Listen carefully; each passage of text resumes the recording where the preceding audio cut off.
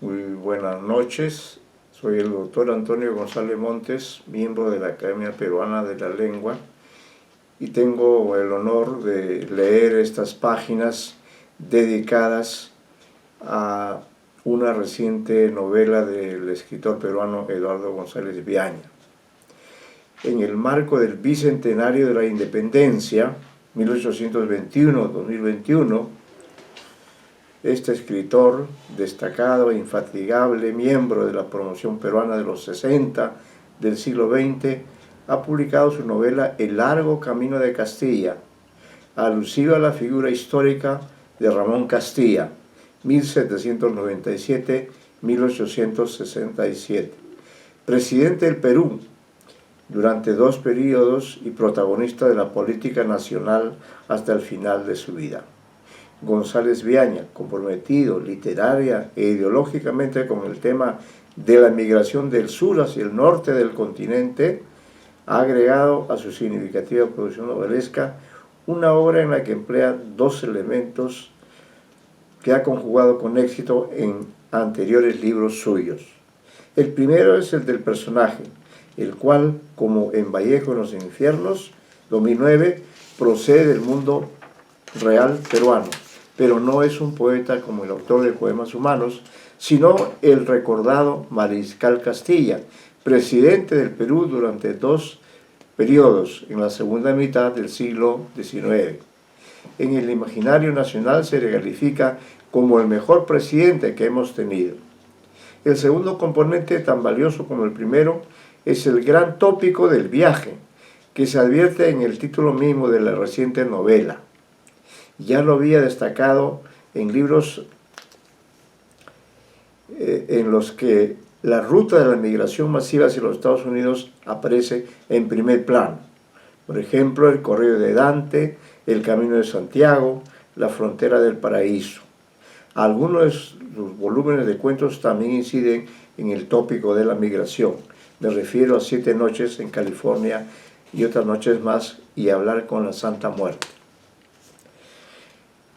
El largo camino de Castilla es una vasta y abarcadora ficción de múltiple significación artística e histórica. Sin duda mantiene punto de contacto con la novela histórica. Y si la comparamos, por ejemplo, con El general y su laberinto, de 1896, de Gabriel García Márquez, veremos que se perciben ciertas semejanzas y diferencias. Los protagonistas de las respectivas historias son 2 militares exitosos que han dejado huella en la memoria colectiva por su participación destacada en las gestas de la independencia. Aunque en ese aspecto Simón Bolívar sobresale como libertador de 5 países, mientras que Ramón Castilla es llamado libertador en el Perú por haber abolido la esclavitud y el tributo indígena. Pero los viajes que realizan uno y otro a lo largo de los recorridos narrativos son opuestos. García Márquez, con documentación exhaustiva e imaginación novelesca, sigue el último periplo que realiza Bolívar un poco antes de morir, luego de haber surcado las aguas del río Magdalena. Igualmente, González Viaña conoce a fondo la vida de su personaje, cita sus referencias principales, pero su estrategia narrativa consiste en alterar la cronología para detallar el viaje más importante y prolongado del héroe novelesco, en plena juventud, en la segunda de las 3 partes que componen el extenso volumen de la más reciente obra del autor peruano.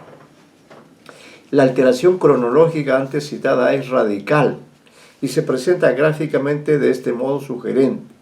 Antes de iniciar el despliegue de la trama en cada una de las 3 partes que integran la novela, se incluyen 2 páginas de color negro y sobre una o 2 de ellas se han impreso con letras en blanco 2 textos que anteceden al inicio de los capítulos numerados en los que se explaya el narrador siguiendo a este insigne peruano del siglo XIX que busca su patria. Es pertinente referirse al rol de los textos previos. El primero pertenece al novelista y está escrito en lengua arial, mientras que el segundo emplea la cursiva y es una cita de algún historiador cuyo nombre figura debajo de las líneas.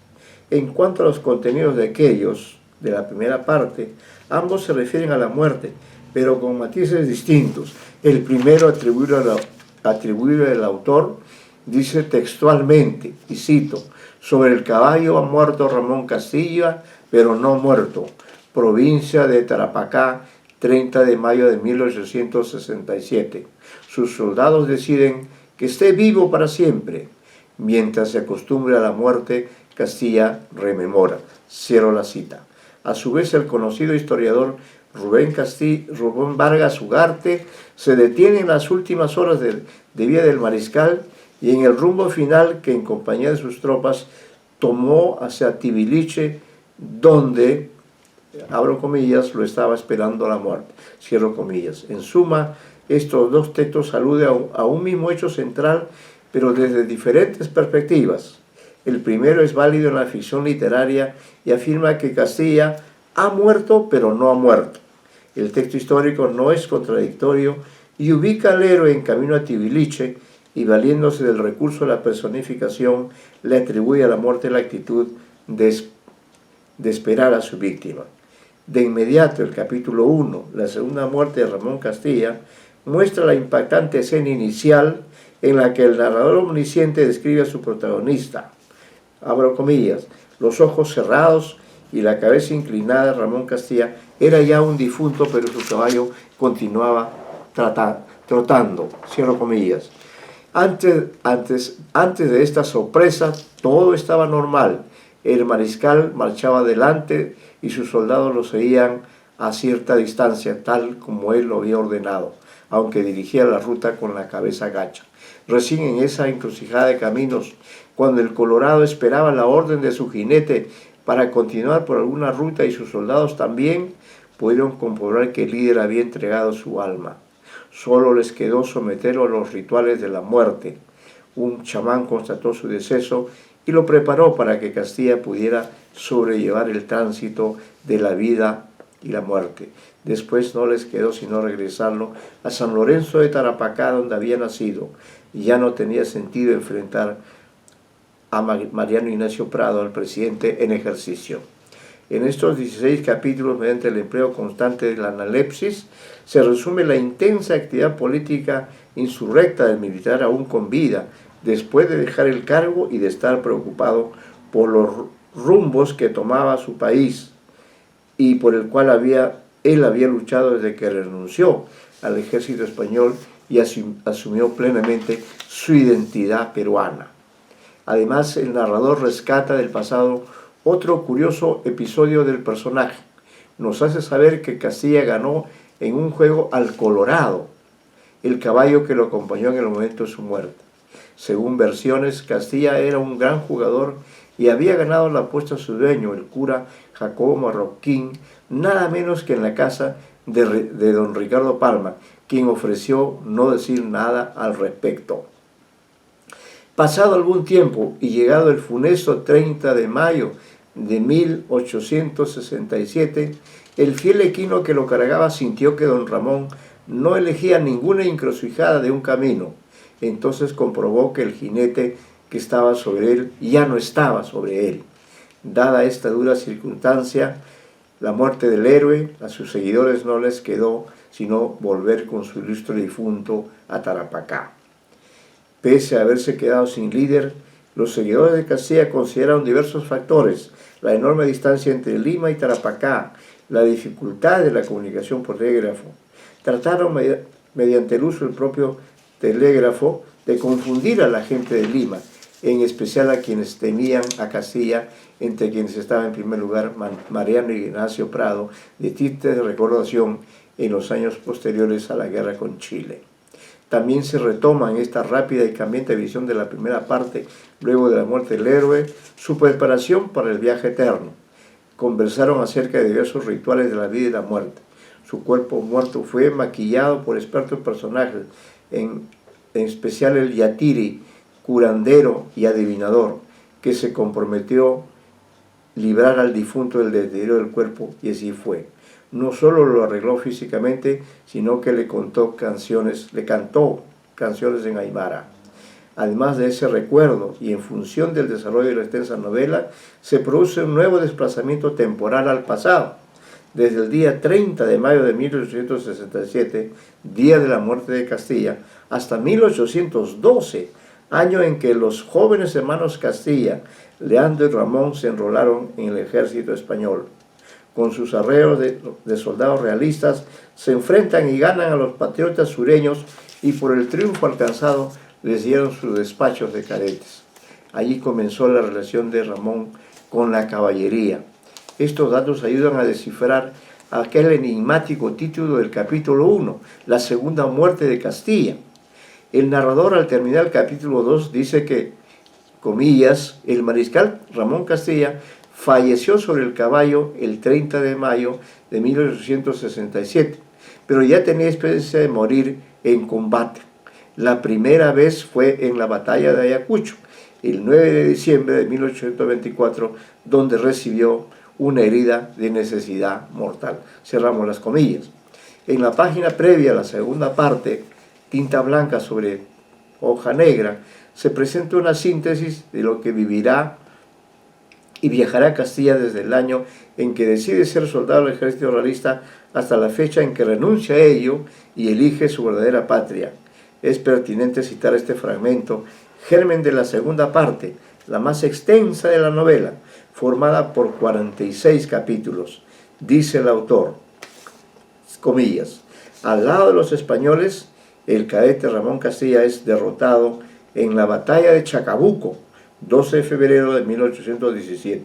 Como prisionero de guerra, caminará desde Chile hasta Buenos Aires. Vivirá allí un año, conocerá a Isabel de Pueyrredón, pero el deber lo hará escapar hasta Río de Janeiro. Desde allí va a atravesar la Amazonía a pie para llegar hasta Lima. Los ríos, las montañas y los espejismos lo acompañan.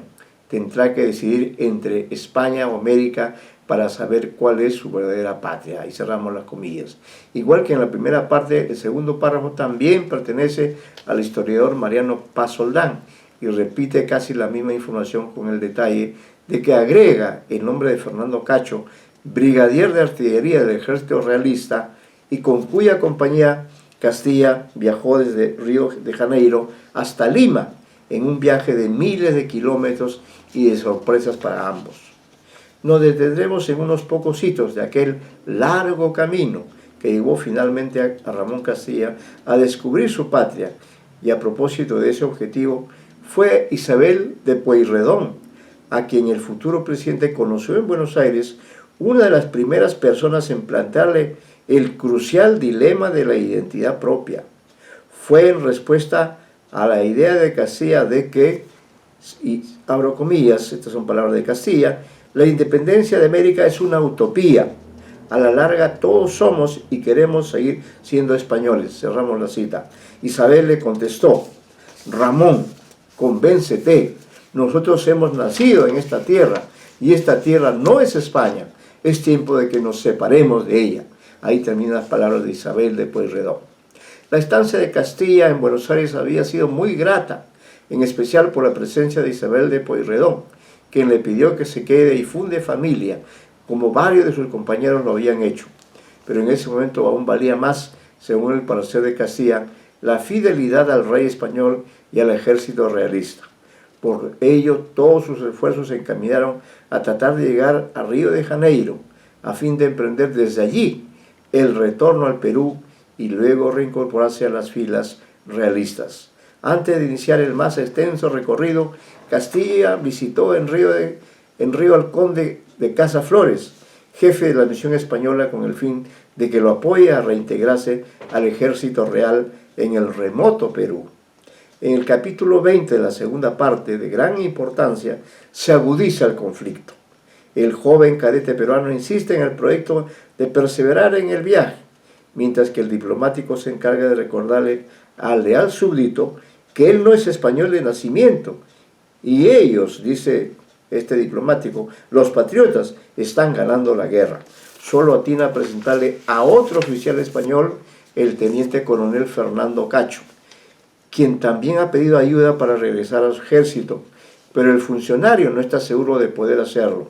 Castilla manifiesta conocer al oficial porque ambos perdieron en Chacabuco y luego se vieron en Buenos Aires.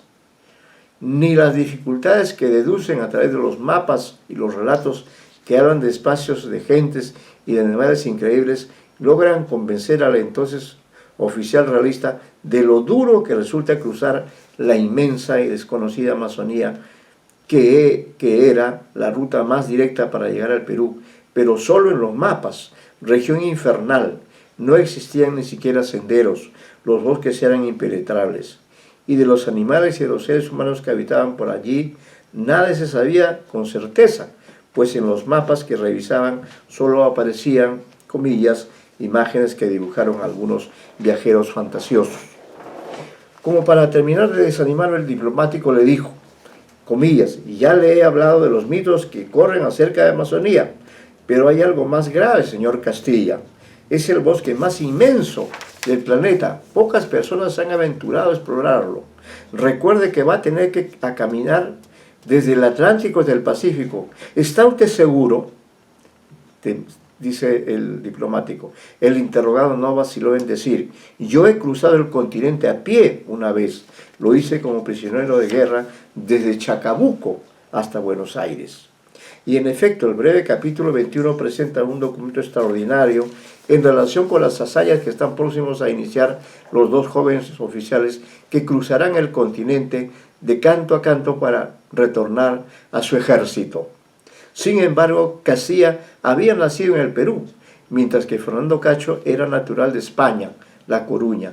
Una prueba de ello es que en la novela se incluye un fragmento del documento suscrito por el oficial hispano, el cual dice itinerario de un viaje por tierra desde Río de Janeiro hasta Lima, por don Fernando Cacho, teniente coronel al servicio de España, año 1818. Para dar fe de lo transcrito debajo de estas líneas, el narrador anota: este texto es el diario de bitácora del teniente coronel Fernando Cacho. Ha sido tomada de la copia manuscrita existente en el British Museum y publicada por Félix de Negri de la Academia Nacional de Historia. Después de estos datos se incluyen algunas páginas del diario de bitácora en las que el oficial realiza una descripción detallada y variada de la ciudad del Reino de Janeiro, de Río de Janeiro, capital de la Capitanía General de su nombre en el Brasil y actualmente corte de su majestad. Desde el capítulo 22, El Bandeirante, hasta casi el final de la extensa novela, se narra el memorable viaje de Castilla y de Cacho, desde un extremo del continente, el Océano Atlántico, hasta el otro, Océano Pacífico, periplo en el cual emplearon varios meses y lograron el objetivo de ponerse al servicio del rey, aunque este largo camino terminó por abrir los ojos del oficial tarapaqueño a la visión de su patria. Renunció al rey y al ejército españoles y reorientó sus objetivos militares y políticos hasta llegar años después a la presidencia de la República, pero fiel a su espíritu guerrero, luchó hasta el final de su vida. Empero, la parte menos conocida y la más sorprendente de la existencia de Castilla son esos pocos años, entre 1818 y 1822, en los que consiguió encontrar su patria a través de un recorrido por la desconocida Amazonía. El narrador lleva a los lectores por una infinidad de lugares ignotos que nos hacen evocar obras como Los Pasos Perdidos de Alejo Carpentier o La Vorágine de Eustacio Rivera. Pero antes de ingresar al corazón de la selva y penetrar en sus inexplorados misterios, estando aún Cacho y Castilla en Río de Janeiro, se encuentra con un personaje también característico de aquella época y del tipo de sociedad en que coexistían diversos integrantes. Es un bandeirante, significa pirata de tierra, y será un personaje clave en la travesía de los dos jóvenes. Los ve en la calle y los llama, y como ambos no contestan porque se consideran desconocidos, él mismo se acerca para dialogar con ellos del viaje y espera poder hablar y llegar a algunos acuerdos con los viajeros. Ese ser temido por muchos es un elemento clave en la economía esclavista de esa zona en la que se borran las fronteras de los imperios y en cambio reinan seres desalmados que se dedican a cazar esclavos. Con su pericia para crear escenas e inventar diálogos ágiles y persuasivos, González Viaña hace avanzar la trama, describe magistralmente los paisajes increíbles que recorren los viajeros y se detiene en situaciones que enriquecen el interés por descubrir un mundo nuevo que hasta hoy permanece ignorado y que no ha cambiado mucho desde hace casi 2 siglos. Seres cínicos y crueles como el bandeirante Ewan McGway adquieren un protagonismo, no solo por su ferocidad, sino también por su ideología colonialista y la visión profunda de la Amazonía que ha logrado adquirir. Según él, este bandeirante, comillas, la floresta está viva y es la madre de este mundo. Los imperios que han nacido en el resto del continente siempre han recibido su influencia, cerramos las comillas. Esta idea acerca de la preeminencia de la Amazonía y de su rol central en el continente demuestra la intertextualidad entre el largo camino de Castilla de González Viaña y las 3 mitades de Hino Moxo y otros brujos de la Amazonía de César Cal. El bandeirante es uno de los personajes importantes en la ficción y reaparece ante los 2 viajeros. Sin parpadear, afirma que, abro comillas, los blancos tenemos que hacer desaparecer todo lo que antes de nosotros ha existido, que no quede ninguno de estos salvajes, que no quede su recuerdo, que todos ellos se vayan a lo que no existe, cierra las comillas. Y al seguir su ruta, los 2 viajeros tienen ocasión de presenciar horrendos crímenes contra los naturales selváticos y negros que han sido llevados por los bandeirantes hasta esos lejanos lugares para ser explotados de todas las formas, incluida la prostitución. Siempre ayudados por los mapas que traen desde Río, urgidos por su deseo de volver al Perú y guiados por su buena estrella, a Ramón y Fernando, les fue dado conocer algunos parajes donde se vivía en convivencia pacífica. Tal es el caso de las misiones jesuíticas que habían establecido comunidades en ciertas zonas de la Amazonía. Estos experimentos comunitarios de una evangelización de acuerdo con los principios cristianos eran constantemente atacados e incendiados por los bandeirantes, brazos armados del colonialismo impuesto por las potencias colonialistas.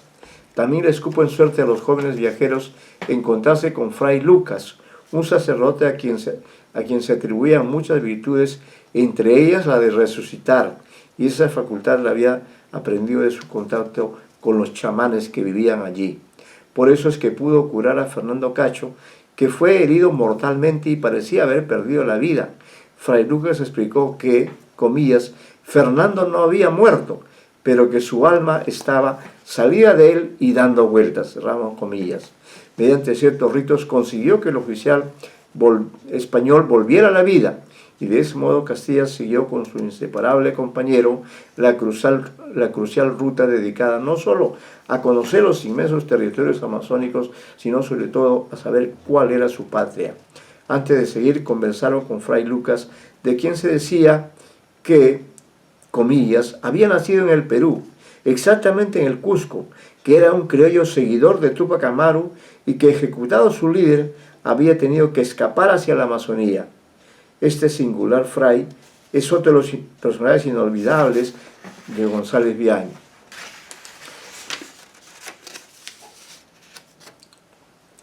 Lucas, por ejemplo, sabe la pregunta que corroe el alma de Castilla y le alcanza la respuesta. Le indica que toma ayahuasca y le dice, allí verás quién eres de veras y quién habrás de ser. Pese a esta frase dicha por este fray que lo sabe todo y a las dudas propias del Cacho, surgidas a partir de lo que ha sufrido, Castilla y su acompañante consiguieron llegar al Perú, luego de haber cruzado el Mato Grosso y gran parte del sur del Perú. El oficial tarapequeño aún insistía en su compromiso con el rey de España. Finalmente, las dudas desaparecieron y un día de 1822 se presentó ante el general San Martín y le manifestó su deseo de ingresar a las filas del ejército patriota. Y así fue. En la batalla final contra los realistas, Castilla estuvo en primera fila, fue herido, pero finalmente los patriotas ganaron la guerra de la independencia americana. Las páginas finales de la novela son un retorno a su reciente deceso, cuando el mariscal muere sobre su caballo. Las exequias duraron varios días y el gobierno no pudo impedir las manifestaciones de adhesión hacia este hombre que se había transformado en un mito. Por ello, nadie estaba seguro de que los restos que finalmente enterró el Estado casi un año después correspondieran en efecto a él.